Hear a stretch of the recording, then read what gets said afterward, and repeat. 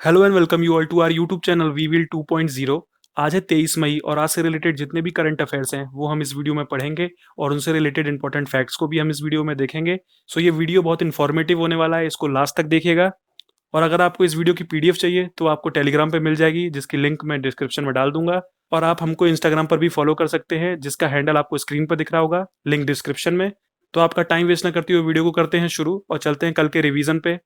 तो पहला क्वेश्चन है कि डब्ल्यूएचओ एग्जीक्यूटिव बोर्ड या डब्ल्यूएचओ कार्यकारी बोर्ड के अध्यक्ष के रूप में किसको चुना गया है? तो इसका आंसर है हमारे union health minister doctor Harshvardhan. So चलते हैं अपने दूसरे क्वेश्चन पे। सविता कुमारी और अंकित सिसोदिया को नाडा द्वारा निलंबित कर दिया गया है, वो किस खेल से संबंधित है?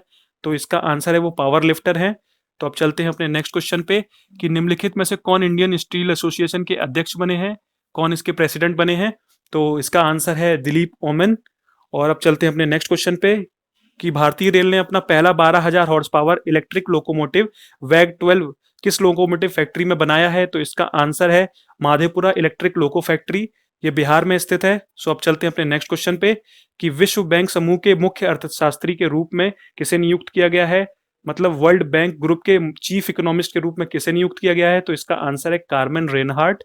और एक न्यूज ये भी थी कि नेपाल ने एक पॉलिटिकल मैप बनाया है, जिसमें उन्होंने इंडिया के पार्ट को भी अपने मैप में दर्शा लिया है।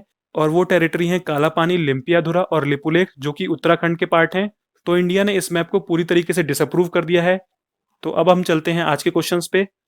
तो हमारा पहला क्वेश्चन है, centre launched scheme to solarize Konark sun temple and Konark town, where is this located? केंद्र ने कोणार्क सूर्य मंदिर और कोणार्क शहर को सोलराइज करने की योजना शुरू की है, यह कहाँ स्थित है? तो इसका करेक्ट आंसर है option C, Orissa. Konark sun temple और कोणार्क शहर उड़ीसा में ही स्थित है। तो ये जो आपको इमेज में दिख रहा है ये है कोणार्क का सन टेम्पल। और इस योजना के अनुसार कोणार्क शहर को और कोणार्क सन टेम्पल को सोलराइज कर दिया जाएगा। और इसकी रिस्पॉन्सिबिलिटी किसको दी गई है? तो वो दी गई है Orissa renewable energy development agency को। और इसमें government of India 100% CFA provide करेगी, जो कि अराउंड 25 करोड़ रुपए होगा। और सीएफए का फुल फॉर्म होता है सेंट्रल फाइनेंशियल असिस्टेंस। तो जब अब उड़ीसा की बात हुई है तो उड़ीसा के बारे में भी जान लेते हैं।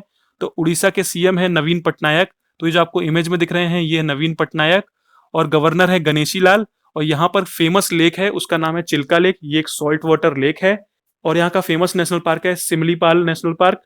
और उड़ीसा के कोस्ट पे ही एक द्वीप है जिसका पहले नाम था व्हीलर द्वीप, और उसका अब नाम बदल कर रख दिया गया है अब्दुल कलाम द्वीप, जिस पर मिसाइल्स की टेस्टिंग होती रहती है। अग्नि सीरीज की मिसाइल्स भी यहीं पर टेस्ट होती हैं। तो अब हम मैप में देख लेते हैं चिल्का लेक की एग्जैक्ट पोजीशन।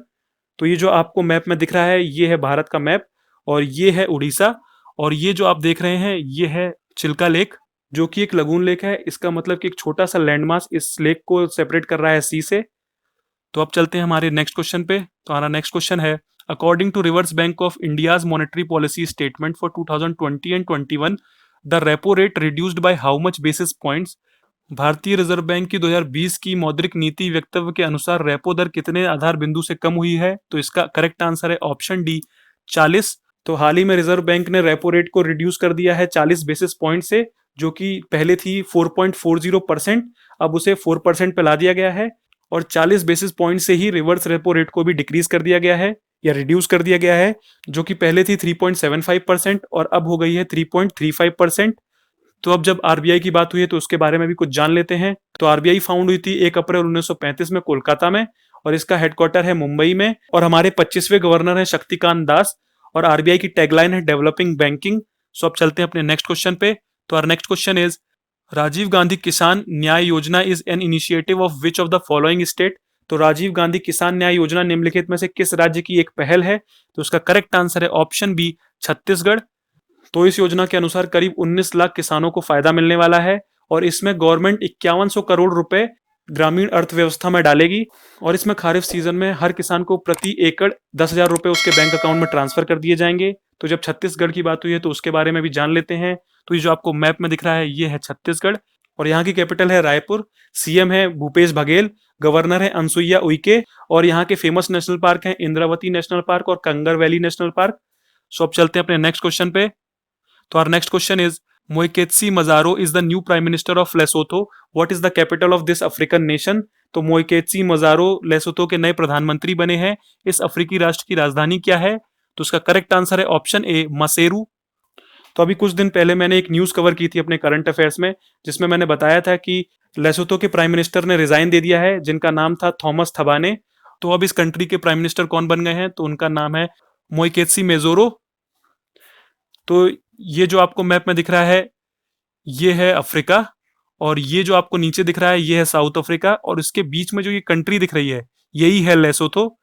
ये चारों तरफ से अफ्रीका से घिरी हुई है। तो अब चलते हैं अपने नेक्स्ट क्वेश्चन पे। So our next question is, what was the theme of international day of biological diversity celebrated on 22 May?